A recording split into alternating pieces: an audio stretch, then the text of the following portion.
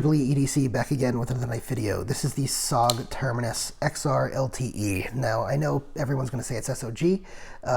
It'll not be SOG until the community accepts it as SOG. Right now, the community still calls it SOG. It's only dealers that really call it SOG because that's what they want.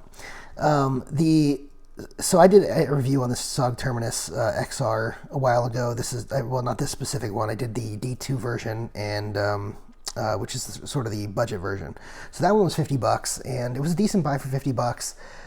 It wasn't really my cup of tea, if I'm being honest. I didn't necessarily love it, but you know, it was a popular enough model that I thought I'll give it another chance. And also, they came out with this version, which is an upgraded version and has a couple of upgrades that I thought were interesting. And a couple of fixes on some of the things that I didn't necessarily like. So just a little bit of a recap. There are really three different versions of this, of the SOG Terminus. So there's the SOG Terminus XR, which is, or the regular XR, which is the D2 version. Then there's the SOG Terminus XR, the S35VN and carbon fiber version. The D2 version comes with G10. And then the G10 version is $50. The carbon fiber and S35VN version is $85 around there. And this one is like $140. This is S35VN also carbon fiber, but instead of steel liners, this has carbon fiber liners. Now, one of the other things that it has differently is a clip. So I believe, I know for sure on the on the D2 version, the clip was that terrible SOG, short clip. And I believe that also the S35VN, the original one, had that same clip. The $85 one. That clip ruined the entire knife for me. The knife itself wasn't that bad. There were a couple things, I thought it was a little clunky. The XR lock was a little clunky on it. The XR lock obviously being their adaptation of the Axis lock. But for the most part, it was actually a decent knife, but the clip ruined it for two reasons. The clip ruined it because the clip was, it was just a monstrosity that had SOG carved into it. It was a monstrosity, but that wasn't the real problem. The real problem is the way it was set up is the only way to pull it out of your pocket was to put pressure against the clip, which put pressure against your pocket. And the way the clip was designed, it would actually make it more difficult to extract. Most clips don't really put that much pressure on the pocket and stop it from riding up, or stop it from riding and allowing yourself to withdraw it from the pocket. But that clip did, and as a result, it really ruined the knife for me. This one fixes that issue. Now, is that worth, almost $100, $90 more? Is that worth $90 more than the original $50 version? That by itself, no. But some of these other upgrades are interesting. Let's go ahead and do some size comparisons first, just to knock those out of the way. Here is the Spyderco Paramilitary 2 and the Para 3. As you can see, this is a little bit smaller than those. This is actually more comparable to the Benchmade Bugout as far as size. And here's the Spyderco Chapparal.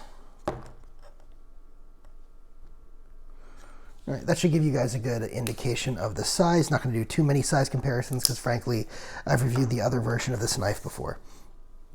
All right. Now, let me talk about the good on this. The good, first of all, is this came nice and sharp from the factory, which is great. Second, the coating on here seems to be pretty good.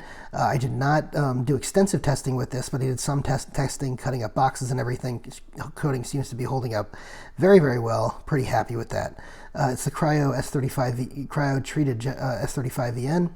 And S35VN is excellent steel, has great edge retention, corrosion resistance, ease of sharpening, and toughness. All great there, and a good balance of those. And frankly, the edges held up well in the testing as well. So I really appreciate that. I like the swedge on top here. The blade design is pretty good overall. I don't necessarily love the way they've got this area over here. It's sort of like a choil. It's sort of not. If you actually go and choke up on this, it doesn't really feel like a choil, like a traditional choil. It feels a little odd. So I wouldn't call that necessarily a choil. I think it's meant to be a choil, but it doesn't really work for me that way as much as I'd like. But overall, I think it's a good design. The handle itself feels pretty good ergonomically. I would say this is a I'd say it's about a 7 ergonomically. Not bad. I wouldn't say it's amazing, but not bad. It definitely works better with this clip ergonomically than the other clip as far as hotspots go. As far as the XR lock here, this lock, I don't know if the quality control is different on the different versions, but this one seems to be much smoother than the other one that I had. So I'm much happier with this one. It seems to be much, much smoother and operate much, much smoother. Now that could be simply because of the, some quality control, or that this one's broken a little bit better, or it could be the way the liners are interacting with the bar here. So the liners on the normal one are steel, and this one, as you can see in here, is carbon fiber. That's one of the upgrades. It provides enough rigidity that you don't need to worry about a steel frame, and this one is a lot lighter than the original one. So if you're looking for an alternative to the Bugout, this is actually pretty darn light and actually a little bit thicker. So if you don't like the thinness of the Bugout, let's go ahead and take a look at this. There we go. If you don't like the thinness of the Bugout, you can see this one's a little bit thicker in the hand. So just something to keep in mind. The carbon fiber on here is pretty decent. It's not the most amazing carbon fiber I've ever seen, but it's pretty consistent, pretty nice. There's a nice pattern in there that gets you a nice grip on here, and there's not too many screws overall. As you can see here, sometimes you can get in the Benchmades, you have a lot of ones with cartridge liners, and you get these screws in the middle, just like the Bugout here. And you don't have that here. So I do appreciate the fact in the design that they did not have a need for a cartridge liner here, because these are full liners and they're full carbon fiber liners. So I definitely appreciate that. The clip on here, well, this is an ambidextrous knife because it has the XR lock, which is basically the axis lock. And as you can see here, the clip is reversible from side to side. It comes out the back here, and therefore it can be left hand or right hand carry. So it is ambidextrous friendly.